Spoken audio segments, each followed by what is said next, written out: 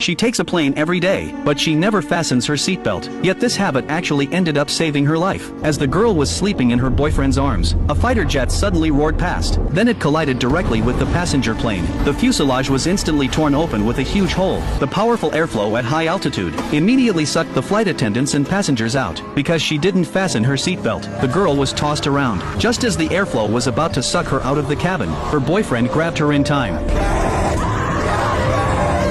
But in the end he still couldn't resist the strong airflow and let go. Fortunately she reacted fast enough, grabbed the seat next to her, and wasn't thrown out by the airflow. But her boyfriend wasn't so lucky. The airflow instantly tore the plane into two halves, and took her away as well. Then the girl followed the other half of the fuselage, and began to fall rapidly. That's when she finally thought of the seatbelt, and quickly fastened it on herself. The rest could only be left to fate. She just hoped the seatbelt could save her life. Soon the plane was only dozens of meters from the ground. Luckily, at that moment her falling speed was slowly decreasing. A few seconds later she slammed straight into the ground, but unexpectedly the girl miraculously survived. When she woke up again, she was already in a forest. Though she narrowly escaped death, her calf was pierced by plane debris. Luckily it didn't hit a major artery. She wanted to pull it out, but the metal was stuck too tightly. Just moving it a little made the girl almost faint from pain, but she knew she had to pull it out. So she gathered her courage again. This time she used all her strength, and the metal began to slowly separate from her calf. Finally, in waves of heart-wrenching screams, it was pulled out.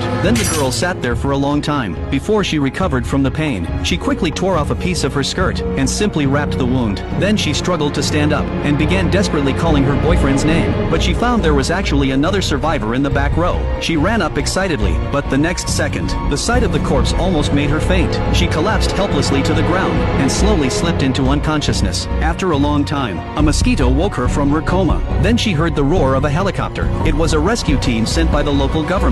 The girl quickly tore a scarf from the nearby dead body and ran toward the sound of the rotors, ignoring the stabbing pain from her wound. When she saw the helicopter, she waved the scarf in her hand and shouted loudly, but the helicopter flew straight over her head. Luckily an old man on board saw her, but the person in charge thought falling from